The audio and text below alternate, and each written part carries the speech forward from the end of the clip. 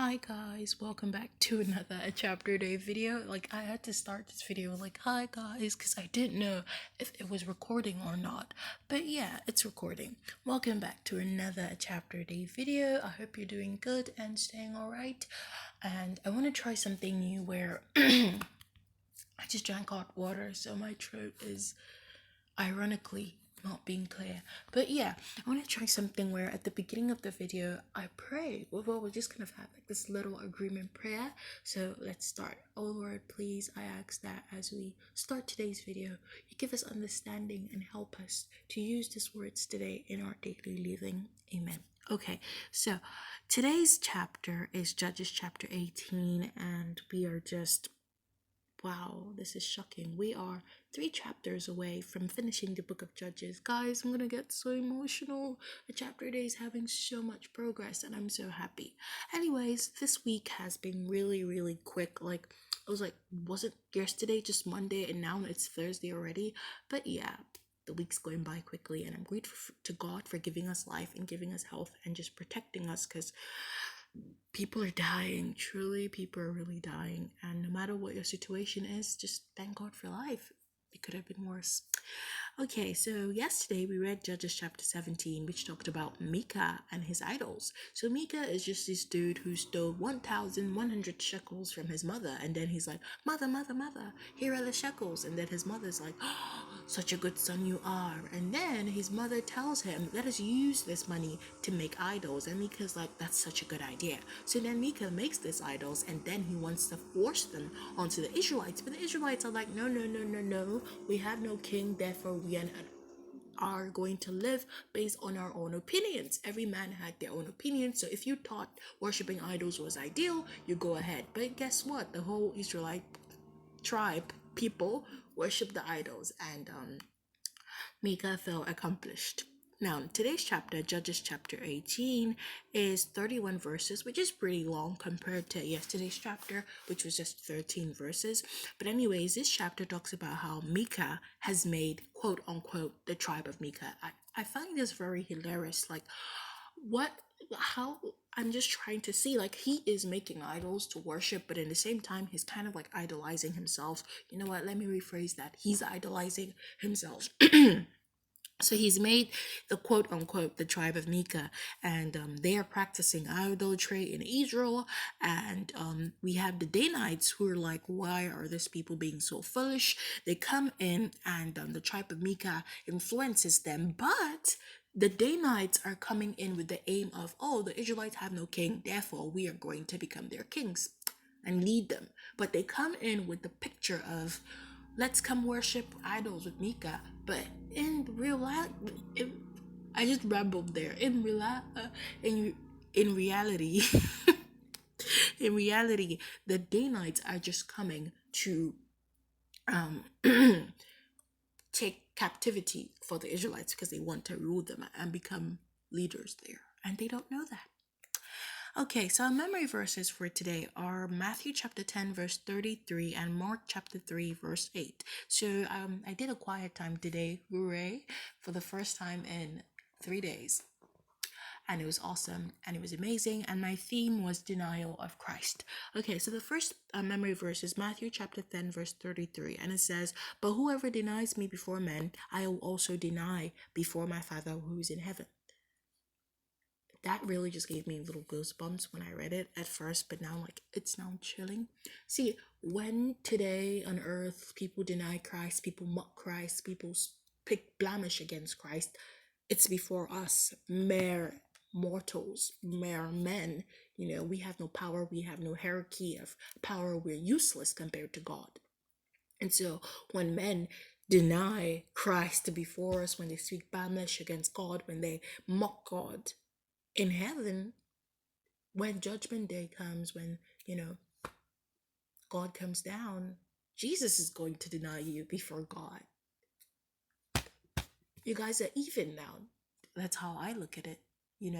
When you deny God, when you speak against God, when you're mocking God, when you're speaking blemish against God, God mustn't necessarily strike thunder from the sky. No, that's why I feel like in today's society, people who mock God or speak against God or deny God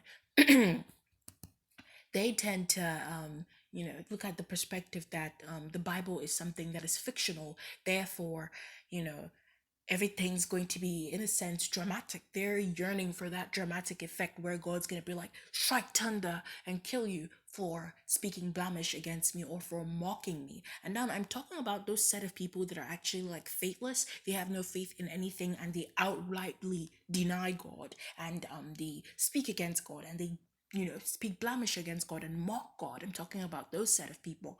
When they look at the Bible as something that is fictional, therefore they're having this whole theme as God as a dramatic.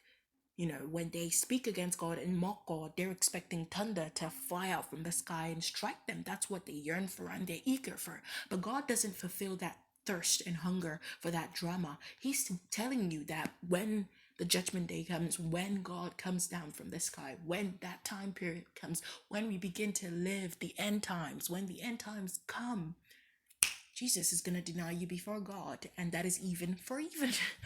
Oh my God. So that's basically what this chapter okay, my throat is just not feeling itself. That's what this verse really talked about. And the second verse is Mark chapter 3 verse 8, which is probably wrong. Mark chapter 8 verse 38. Yeah, my bad. So I'm gonna put that in now. Mark chapter 8 verse 38. And it says, "For whoever is ashamed of me and of my words in this adulterous and sinful generation, of him will the Son of Man also be ashamed. And when he comes in the glory of his Father with the holy angels." When he comes in the glory of his Father with the holy angels. I read that like it was a whole new sentence when it was just one big sentence. Okay, so I really like this verse. Don't I like all the verses that I use for memory verses? Anyway, so it says, "For whoever is ashamed of me and my words." So God's like, okay, you're ashamed of me. You're ashamed of my words. That's cool. In this adulterous and sinful generation, he has told you, you're ashamed of my words, you're ashamed of me, but wait a second, you're living in the worst place ever. Like, you are nothing. Like, just picture how someone maybe like of high caliber and high status is being like, okay, fine, it's talking to someone in the middle class and they're like, okay, you're gossiping about me, you don't like me, you hate me, but wait a second, I'm richer. I'm richer, that's not a word. I'm more rich than you are. I have a better life than you, so I don't really care.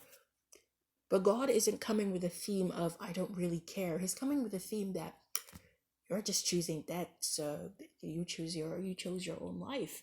God isn't coming with a theme of, oh, I don't care whether you choose me or be ashamed of me. He's coming with a theme of, okay, fine, you have, been ashamed of me and of my words, but yet again, you're living in such an adulterous and sinful generational time period.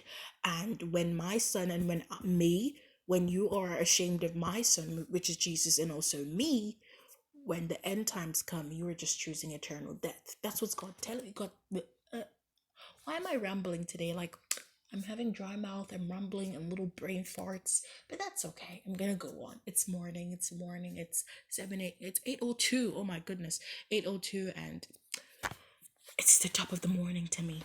Okay, so that's basically what this chapter verse is talking about. "For whoever is ashamed of me and my words," you're ashamed of God, you're ashamed of God's words, but guess what? You're living in such an adulterous and sinful generation. You're living in such a bad place that at this time period, you're living in such a bad place. You're living in such a bad place that we don't think about the afterlife. We don't think about what life holds for us afterwards. And I read a verse yesterday that talked about how people who don't believe in anything, don't believe in God or have faith in God or trust God, they don't tend to, think about what life after this life or what life after death will be like. But as a Christian or as someone who has faith in God, you probably will be thinking and saying, okay, I know that when I die here on earth, I'm going to go be with God. I'm going to go be with Jesus. I'm going to go have a better life than I've ever had on this earth. You see, you have that perspective of what your life after death will be because that's what the Bible says. And so, but if you are ashamed of God and you don't have any faith in him or faith in his words, you're living in an adulterous and sinful generation, and you are being ashamed of God. You're picking eternal death. That means when you die here on earth, you're dying after your death. If that makes any particular sense, you're going to die after your death. Does that make any sense? I don't know. But yeah, that's basically what this memory verse for today is. I've not journaled this morning, and I'm having a little bit of guilt because my journaling hasn't been the best per se.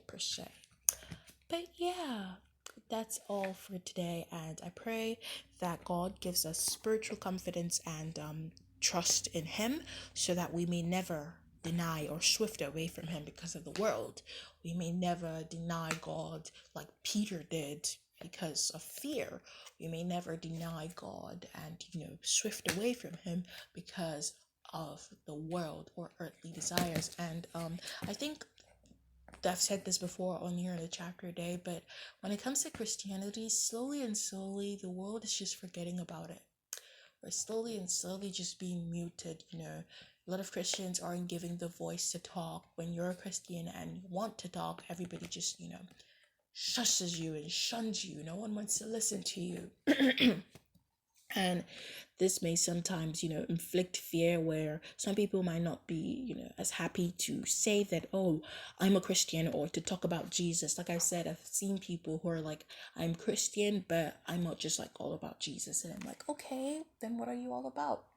But yeah, that's basically what my prayer is. And I hope you guys stay safe and are doing okay. Please thank God for giving you life, because no matter what your situations are, God's gonna be there for you. Your tribulations are just temporary. You might be crying today, tomorrow you might be filled with joy and happiness. All right, let me go off. See you guys tomorrow. Bye.